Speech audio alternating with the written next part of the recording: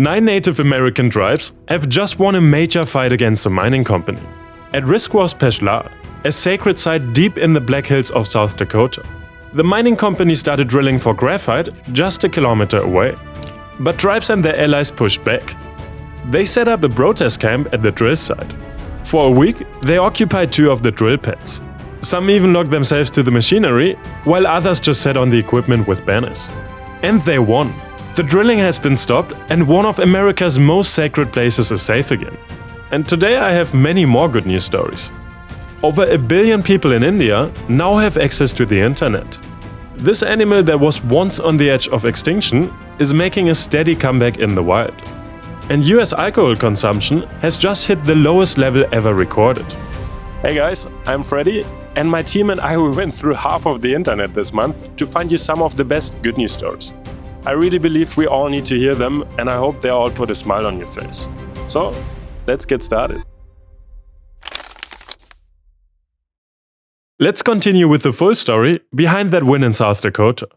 For over 2,000 years, the Lakota people have prayed at Peshla. But earlier this year, a mining company began drilling nearby. They were drilling for graphite. It's a mineral used in pencils and electric car batteries. And demand is growing fast. The mining company had permission to drill 18 test sites in the area. But the Forest Service had approved the project without requiring an environmental review. So, tribes from 3 states took the case to federal court. And so came the turning point. Because a federal judge issued a restraining order against the drilling. All work at the site had to stop immediately. And just 3 days later, the company walked away for good. They withdrew the project completely, with no plans to come back. The drilling equipment is already gone. And because the tribe stood their ground, Peshla is safe again. And here's even more good news for the planet. China has just launched a national plan to make its AI data centers run on cleaner energy. Every AI tool we use runs on data centers. And data centers use enormous amounts of electricity. In China, the electricity consumed by AI rose 44% in just the first 3 months of this year. By 2030, the country's data centers could use over 400,000 gigawatt-hours a year. That would be 1.5 times more than what the entire UK currently uses in a year. All that growth puts huge pressure on the country's power grid, and most of that power still comes from fossil fuels. So, in May, 4 Chinese government bodies came together with a plan. It lays out 29 measures to make data centers run on cleaner power as AI demand soars. Here's the basic idea. Data centers have to prove they are using renewable power. They can do it with these green certificates. If a center runs on solar, wind or hydro, it earns them automatically. But if it still consumes a high share of fossil fuels, it has to buy them. As China raises the clean energy target, those fossil fuel centers will have to buy more and more certificates. So over time, staying dirty gets more expensive. But that's just one part of the plan. New centers are also being built in the north and west of the country, where there's more wind and solar power. It's all part of a bigger push by Beijing. They want their computing power and their clean energy to grow side by side. If the plan works, it could be a cleaner blueprint for how the world powers its AI. And staying on the topic of clean energy, here's a quick update on a story that I covered in January. Because Australia has just kicked off its free solar power scheme. As of this month, parts of the country are getting 3 hours of free electricity every single day.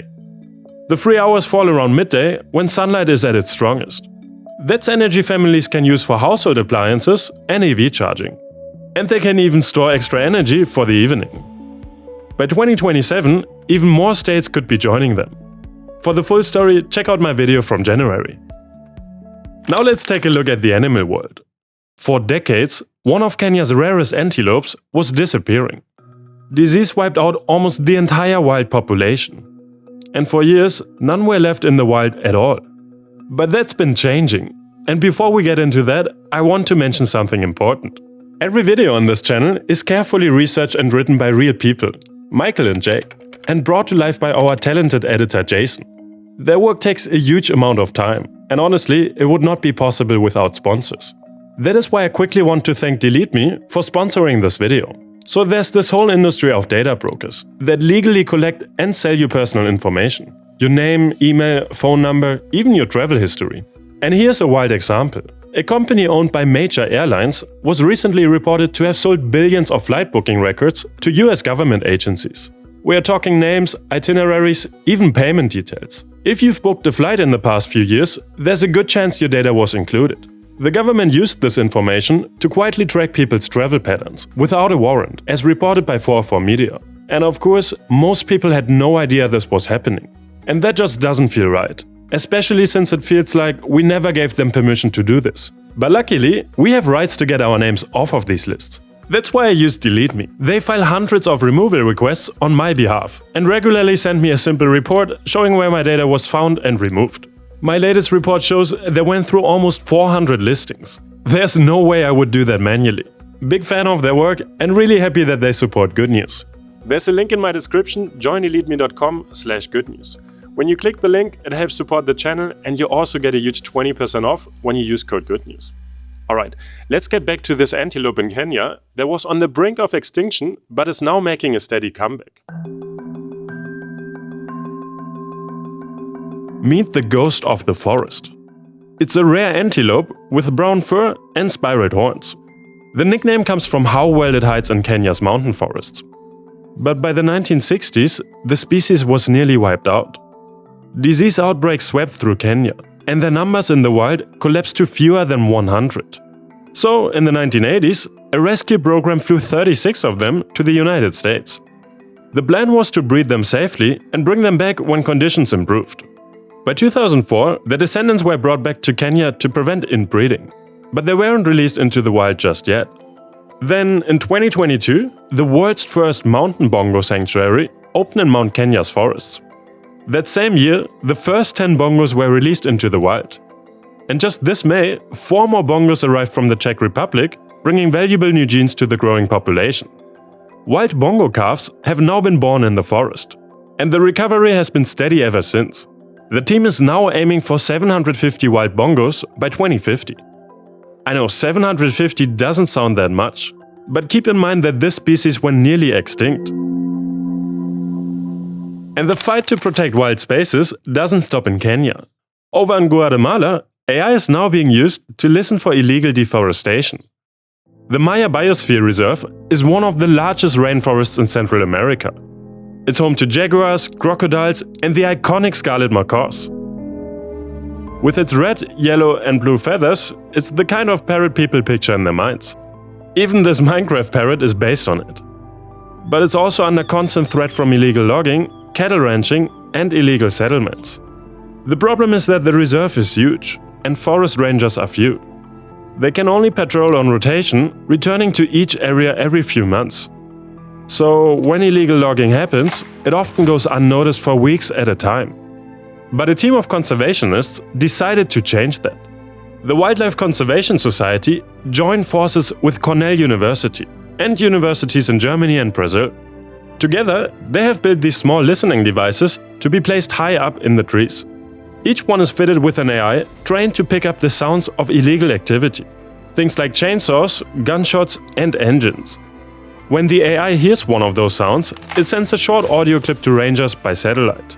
That means rangers can be alerted within minutes, instead of finding the damage weeks later. Testing has already begun, with a full rollout planned for earlier next year. And staying in the Americas, let's head south to Paraguay. Over the past 2 decades, the country's poverty rate has fallen from 51% to just 16%. That's the share of people living on less than $6.85 a day.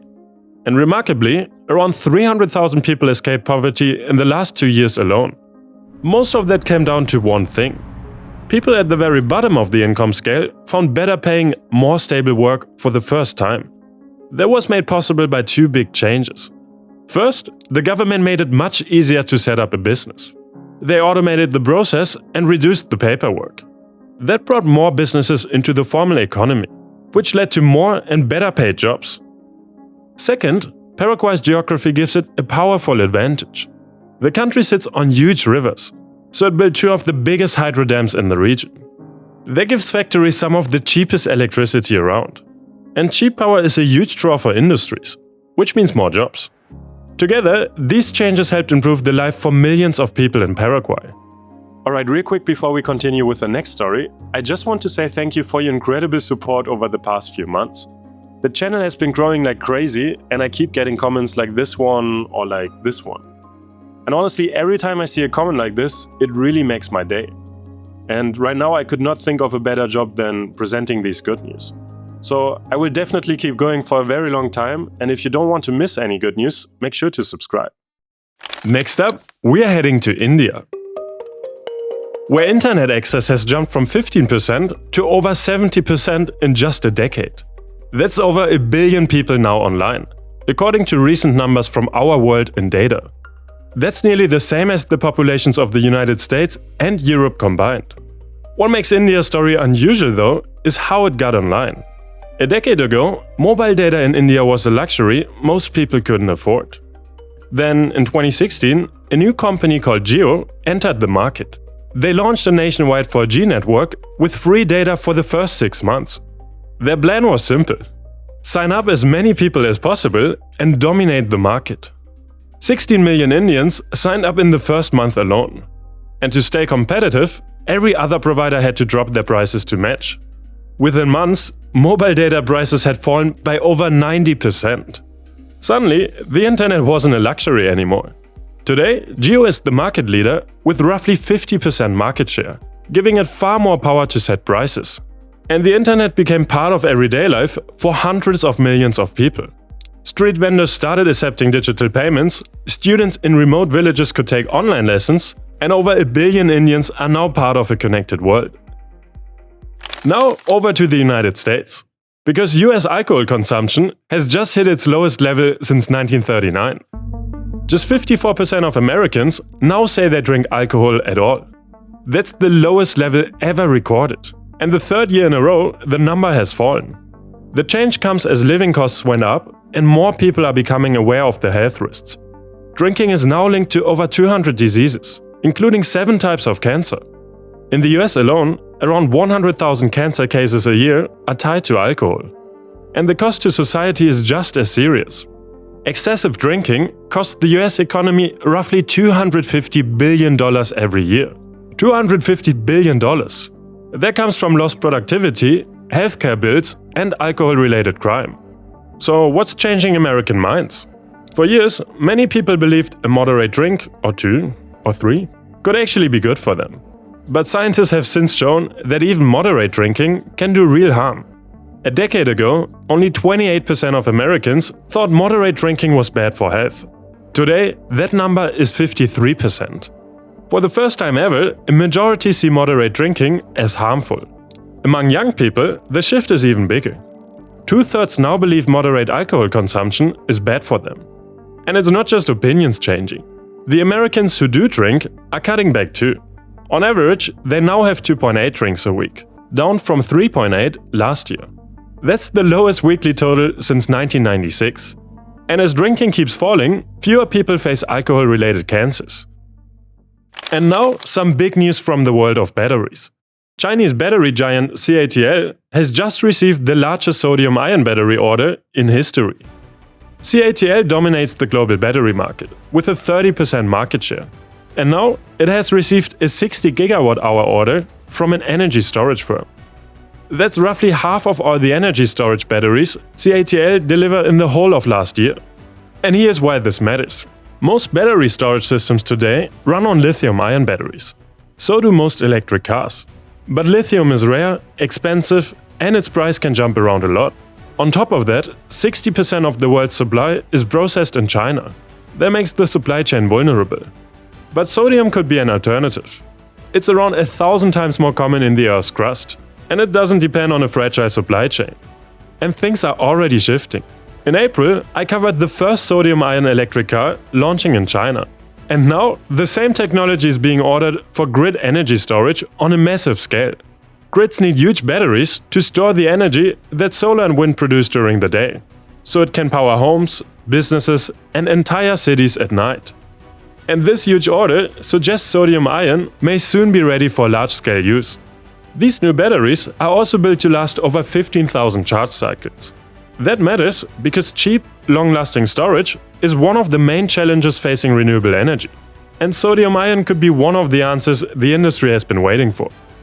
Alright, that's it for today's video, and I really hope it made your day just a little bit better. And if you want to get your data removed from the internet, make sure to try Delete Me with our link in the description to get 20% off. Thanks again to Delete Me for sponsoring this video, and I see you in the next one. Bye bye!